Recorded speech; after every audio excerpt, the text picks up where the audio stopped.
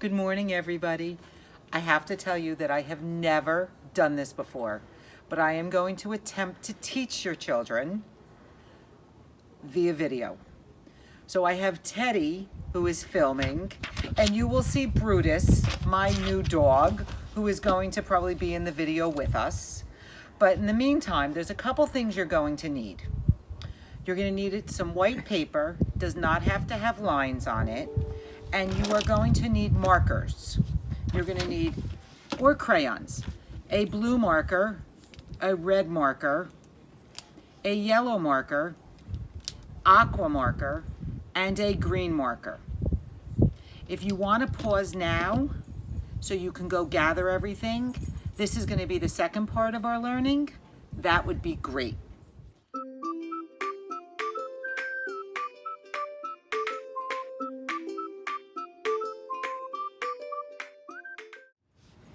Every week we start our day with the morning question.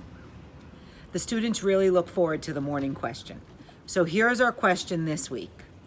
What do you like to put on your matzah? What's your favorite thing? Mine is tuna fish and matzah. I could eat it every single day for lunch during Passover. Now you're going to hear a few guest responders on the morning question. After you've seen the last responder, pause the video and make sure you ask each one of your family members what their favorite thing to eat is on the matzah.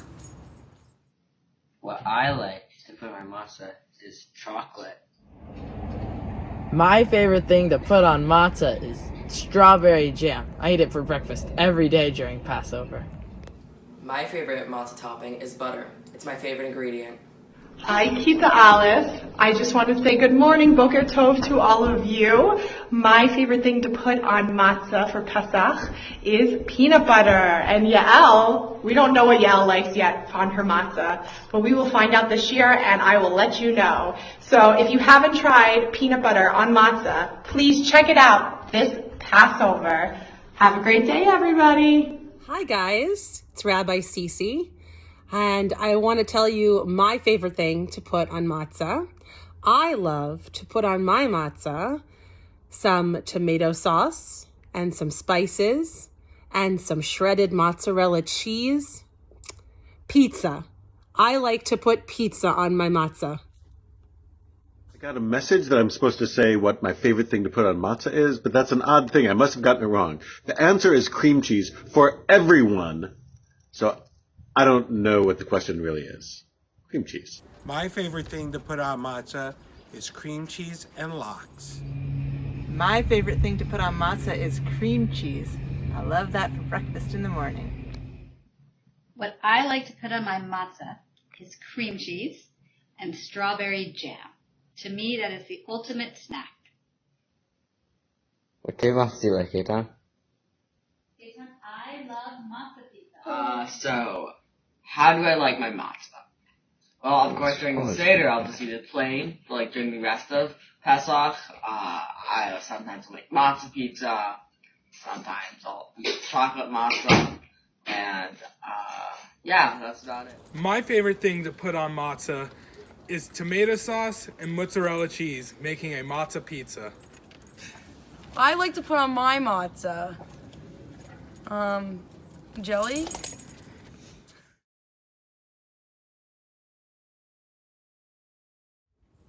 So, the first thing we're going to talk about is Passover, because we just finished Purim, and we have to start a new holiday, because there's always a Jewish holiday. So the next holiday is Passover, which happens to be my favorite holiday. So I'm going to bring us up to speed. I'm just going to remind everybody about what we've done so far. So we started way back when. We talked about Abraham and Sarah and how they were the first Jewish people, and they had to leave the land that they knew, and they went into the desert, and then there were three angels that came to greet them. And Abraham did great things, right? He washed their feet, he offered them food, and then the angels told Sarah, who was 99 years old, she was gonna have a baby, and Sarah laughed. Do you remember? We talked all about that, right? So then they had a baby. And what was their baby's name? Their baby's name was, do you know it? Do you know it? Do you know it? It was Isaac. Isaac grew up to be a big, strong man, but he needed a wife. So Abraham sent his servants to find Isaac a wife. And then what did they do? Do you remember? You can pause now and share with your parents, or we can discuss. Who was Isaac's wife? Isaac's wife was Rebecca. Rebecca was the one that was kind to the animals. Do you remember? We carried all the jugs of water when she was being very kind to the camels. And they came back, and then they had children. And they had 2 children. Right? They had Jacob and Esau. And then Jacob grew up to be a big, strong man. And we're kind of bringing ourselves up to Passover now. I skipped a little bit in between, but we're going to talk about Joseph being the favorite. Jacob had a big family, many wives, many servants, many kids.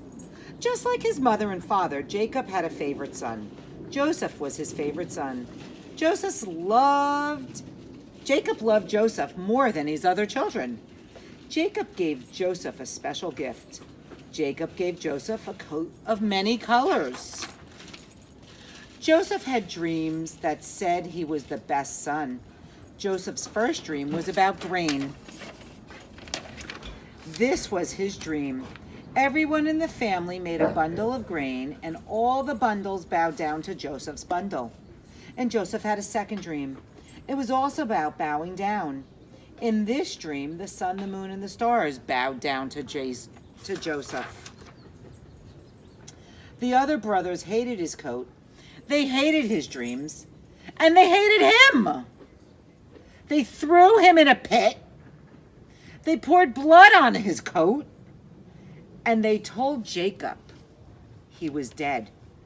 They sold him to be a slave in Egypt. Now that we've come to Egypt, we're starting our Passover story. Joseph goes to jail and then works for the Pharaoh. Joseph was lucky and unlucky. Joseph was brought to Egypt. He was sold as a slave. God went into slavery with Joseph. God was with him. The good news was that his master liked Joseph a lot. He was made the #1 slave in the house. His master's name was Potiphar. The bad news was Potiphar's wife. She got mad at Joseph. She lied about him. We never lie. She had him thrown in jail. Being thrown in jail is like being thrown in a pit. It was bad being in jail. God went to jail with Joseph. God was with him. But even in jail, there was good news. The jailer, he liked Joseph. He helped him, just like Potiphar. The jailer made Joseph his #1 helper. 2 people in the jail had dreams. They were Pharaoh's butler and Pharaoh's baker. Once again, he had 2 dreams. Does anybody have dreams? Because I have dreams sometimes. These 2 people used to work for Pharaoh, but each had made him angry. Joseph was good at dreams. They told him his dreams. Pharaoh's butler had a dream about carrying Pharaoh's cup. Pharaoh's baker had a dream about carrying Pharaoh's bread. Joseph told each of them what their dreams meant. For the baker, it was bad news. For the butler, it was good news. For Joseph, it became very, very good news. Once again, we have 2 dreams. This time, Pharaoh had 2 dreams. In one dream, 7 skinny cows ate 7 fat cows. In one dream, 7 skinny ears of corn ate 7 fat ears of corn. No one knew what they meant, but the butler remembered Joseph. Joseph was brought to the Pharaoh, and again God went with him. And Joseph said, "Your 2 dreams are messages from God. Egypt will have 7 fat years of good crops. Next will come 7 hungry years from eating everything up and everyone." Just like Potiphar, just like the jailer, Pharaoh put Joseph in charge. Joseph was a lucky man. Joseph was lucky that his father loved him, but he was unlucky that his brother hated him. He was unlucky to become a slave, but he was lucky that his master liked him. He was lucky to become the head slave, but he was unlucky that the master's wife lied about his doing wrong. He was unlucky to be thrown in jail, but lucky to become the jailer's favorite. Joseph was lucky that the 2 Pharaoh's servants went to jail. Joseph was luckier that they told him their dreams and that he knew what they meant. But Jacob was the most lucky, that God was always with him. And finally, Jacob comes to Egypt. Remember, Pharaoh had 2 dreams. Joseph told him what they meant. Oh, that would be Brutus. He came to see what we're doing. Pharaoh had 2 dreams, and Joseph told him what they meant. They meant 7 good years followed by 7 bad years. Pharaoh put Joseph in charge of food. During 7 good years, Egypt saved and saved food. And when the hunger came, they had food. Joseph had lots of food. People came from everywhere to buy food in Egypt. Jacob sent most of his sons to Egypt to get food because there was none left in Canaan. He kept Benjamin at home. Benjamin was the youngest son. Benjamin was Jacob's new favorite. 10 brothers came to Egypt and bowed in front of the Egyptian food boss. They did not know that it was Joseph. His dreams came true. Joseph tested them. He made them go back to Canaan and get Benjamin, and they bought Benjamin. Then he tricked them and he made them look like Benjamin was the thief. He said he would keep Benjamin a slave, and these brothers had sold him a slave. He wanted to know if they changed. Judah was an older brother. He said, "Keep me and let him go." And Joseph began to cry. He said, "I am your brother Joseph." So after all these years, Joseph realized that their brothers made a mistake, and they have changed their ways. Everybody forgave everybody. The family made up, and everyone moved down to Egypt. Joseph said, "God was always with me. God sent me to Egypt to save lives." Everyone cried. It was good crying. Now we're going to the story of Moses. Years went by. 70 people came to Egypt with Jacob. In the beginning, his whole family was only 70 people big. Do you know 70 people? I bet you there's probably more than 70 people in first grade in your elementary schools. It was a big family, but not a nation. Do you remember that God promised Abraham and Sarah 2 things? He promised that the families of Israel would become a nation, and he promised that the families of Israel would own the land of Israel. Years passed. One promise came true. The families of Israel were still in Egypt, and they had grown into a nation of thousands and thousands. Egypt got a new Pharaoh. The old Pharaoh was Joseph's friend. The new Pharaoh was not Joseph's friend, and this is where the troubles began. The new Pharaoh was scared of the families of Israel. The new Pharaoh acted like he hated the families of Israel. He was mean to them. He turned them into slaves. He wanted to hurt them. He made them work hard. He made their lives bitter. What does bitter mean? Bitter means sad and hard, and it could mean when you eat something bitter that it tastes, you don't like the taste. That's what these people were feeling. Just as Joseph was once a slave in Egypt, now his whole family became slaves in Egypt. Just as Joseph was freed from slavery, his whole family hoped they would go too. Just as one of God's promises came true, they hoped that another promise would come true too. Pharaoh did many, many mean things. This was the meanest. He ordered all the baby Israelite boys to be thrown into the Nile River. But the babies couldn't swim. And then the babies, they all died. Why would he do that? That is such not a nice thing to do. One Jewish family followed Pharaoh's orders in a funny way. This is their story. When their new son was born, the mother looked at the boy and he saw that he was good. This mother looked at her son in the same way. God looked at the 7 days of creation. Both of them looked and saw that their creations were good. This family followed Pharaoh's orders. They threw their sons in the Nile River. This family also added their own twist. They put their son in a basket.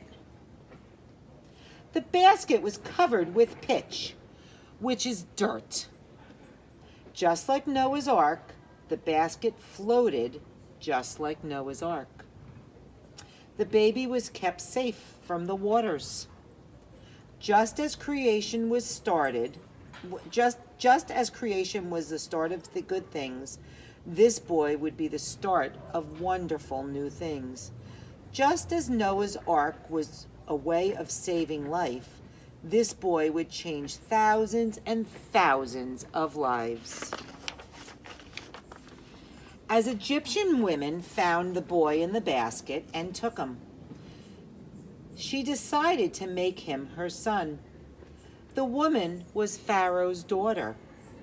She gave her son the name of Moses. Moses means, I took him out of the water. Sometimes God likes little twists in life.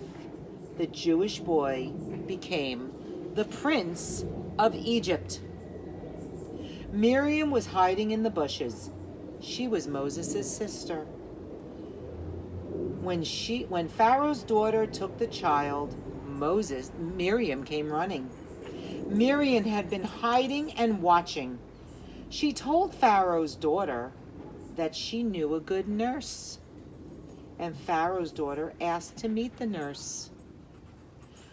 This was another little twist. The nurse was Yocheved.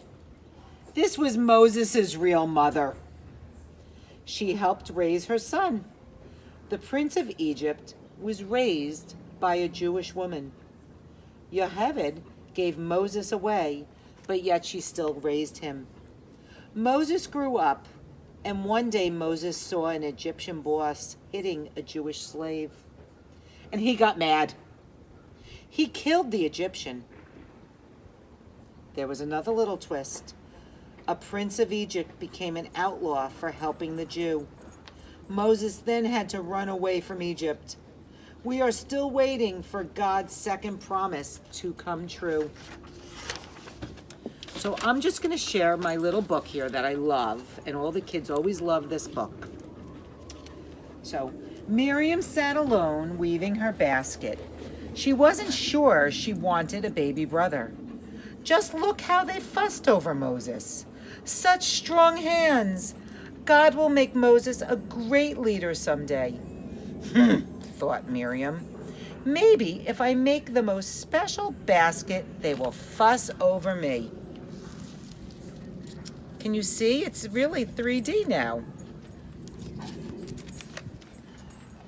But Pharaoh, king of Egypt, ordered that all the Hebrew babies must die. "What can we do?" cried Moses' mother. Then Miriam had an idea. "We can use my basket," she said. They covered the beautiful basket with pitch and tar. So they covered it with mud and tar so that it would float. See Moses in the basket? There's Miriam. "Oh, Lord," they prayed, "guard our Moses." Then they placed Moses in the basket and set it in the reeds along the Nile River. Miriam hid and watched her brother float down the river in the special basket. Outside the palace, Pharaoh's daughter was suddenly sprang to her feet. "Look there," she shouted to her servant girl, "a basket in the reeds." When she peeked in the basket, there lay baby Moses. Miriam came out of hiding and asked, "Shall I get one of the Hebrew women to care for your baby?"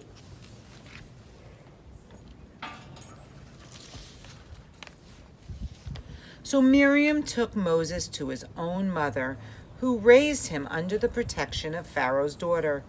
Miriam was proud when God chose her brother Moses to lead the people out of slavery. She remembered how God had chosen to make her to make the special basket for her very special boy. Okay, so there's my little book on Moses. So what happened next is, you see, Moses had to leave Egypt. And he walked and he walked and he walked and he walked and he walked. And he walked for years and years. And then he found a village. And people, look who came to visit. Then he found a village. And he lived in this village for a very, very long time. And one day, when he was tending to his sheep, he got to the bottom of Mount Sinai, and he looked up and he goes, "Oh, I wonder what's up there." And he climbed and he climbed and he climbed and he left his sheep at the bottom, and he got to Brutus, and he got to the top of the mountain. And what was there? That's where Moses felt closest to God, and he spoke to God. And there was a bush, and the bush is how God was speaking to him. And God told him a lot of things up there. So now we're going to continue with our story. Oh, I got a little mud on my hands. The burning bush. Moses ran away from Egypt. He came to the land of Midian. He married Jethro's daughter. Her name was Zipporah. Her father Jethro was the highest priest of Midian. Moses was no longer a prince. He now had a new job. Moses worked as a shepherd.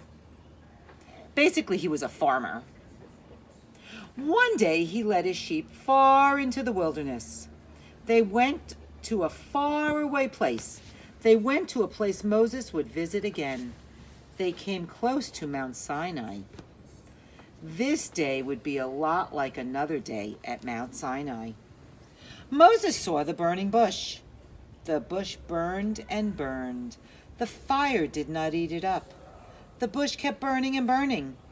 God spoke to Moses from the bush. God told him to go back to Egypt. God said, "Go back to Egypt. Tell my people, I remember them. I will make them free. I will be their God."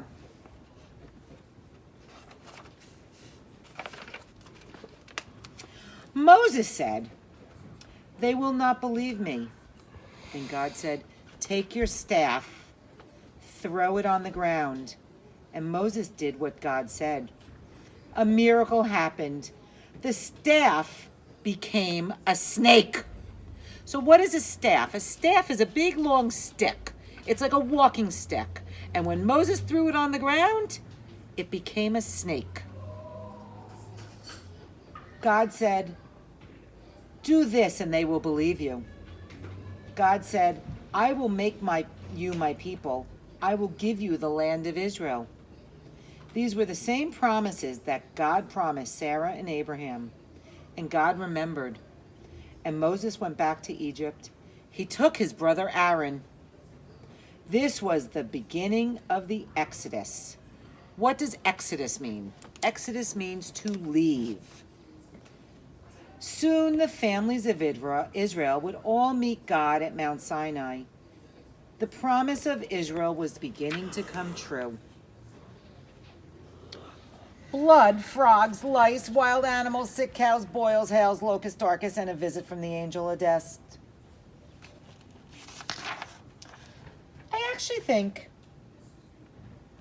Nope, we're going to read this. We're going to read it. It started with blood. God, when Moses got back to Egypt, they didn't believe him.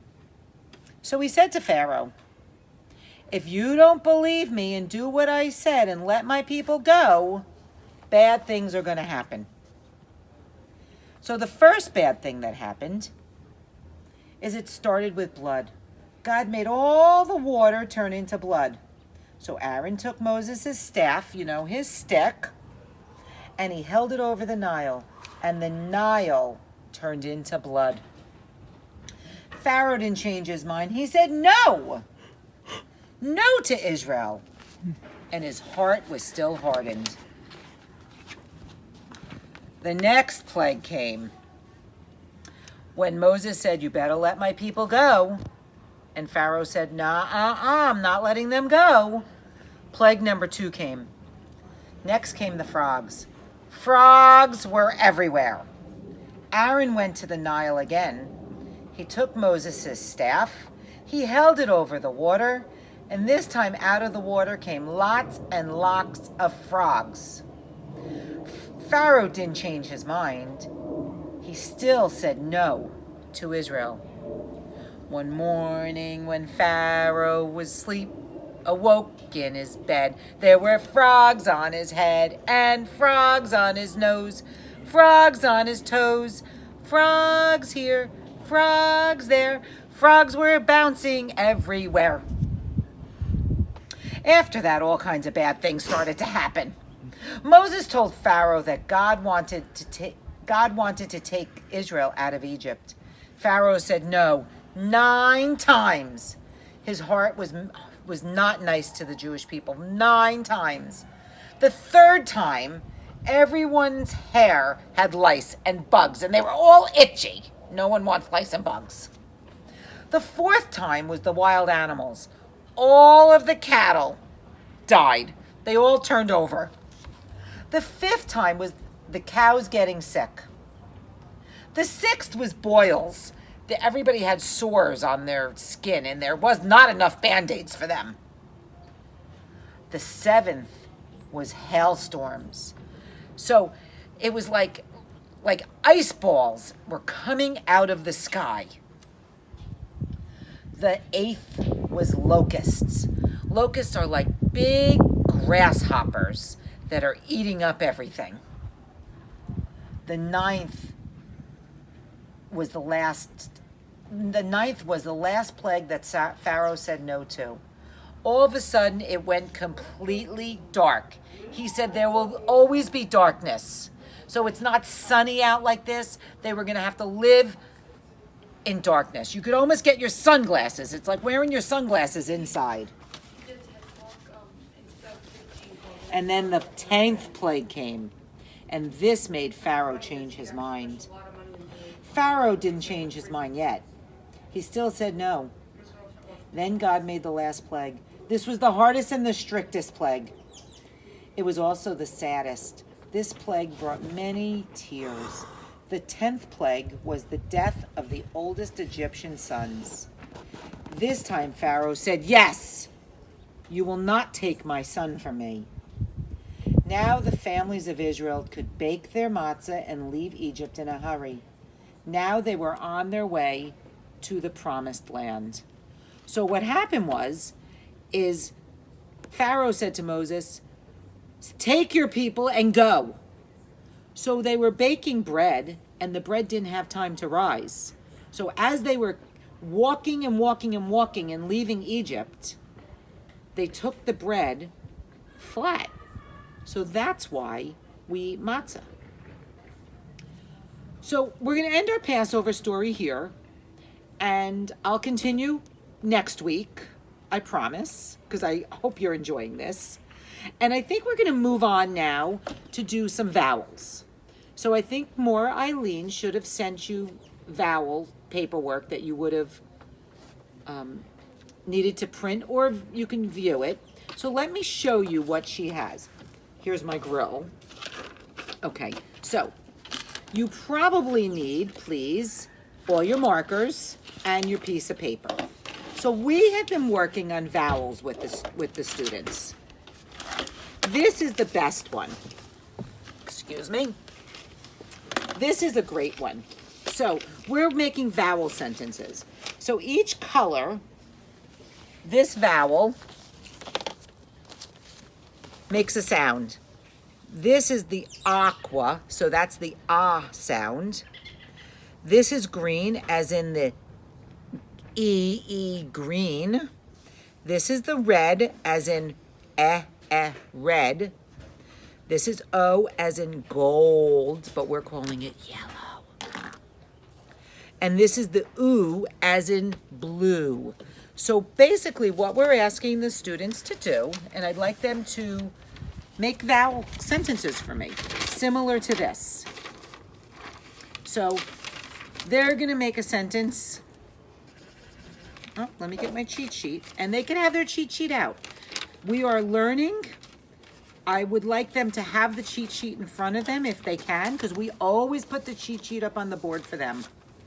And this is where Johnny, Asher, and Josh love to make sentences for the students.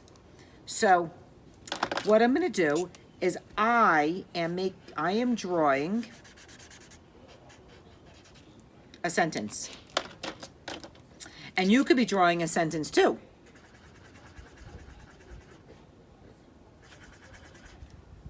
Hold on. Let's see what's going on. And blue as in ooh. So this is what the children have been doing. So they've been making a sentence like this. And they can draw these sentences for you. And what they're going to do is, what I'd like you to do is I would like you to have them recite it back to you. If you want to take a picture of them writing their sentences, or you want to take a video and have them, and you want to email it to me, that would be fabulous. DWLUBY@optonline.net. optonline.net. So what does this say? This says e, a, e, u. E, a, e, u. They can make whatever sentences they want. They love to make long sentences. I don't care if it's a run-on sentence of vowels. And sometimes they'll go like this. Let me show you something funny. They'll make a really big vowel. So we go, E! So it's a really big sound. Okay. Now, that's all we're going to do for today. If you have any questions, feel free to call me. Feel free to email me. I am going to read a book to you right now because my very talented son, Teddy, is going to put this book to music. Every year at Pesach time, we eat the matzah and we drink the wine. We ask 4 questions one by one. But before the Seder's done, I'm gonna find it. I'm gonna find it. I'm gonna find it. I'm gonna find the Afikoman. We eat charoset and we dip karpas. We tell the story of the Exodus. The bitter herbs, they make my eyes go cross. But when I find the Afikoman, I'm the boss. Cause I'm gonna find it. I'm gonna find it. I'm gonna find it. I'm gonna find the Afikoman. Now you can hide it on a table, hide it in the box. underneath the stairway or inside the kitchen clock. You can put it in your pocket, put it under the TV, but you can't hide the afikoman from me, cause everyone knows the Seder's not done until we taste the afikoman. And when I find it, I'll articulate the terms on which we shall negotiate, cause I'm gonna find it.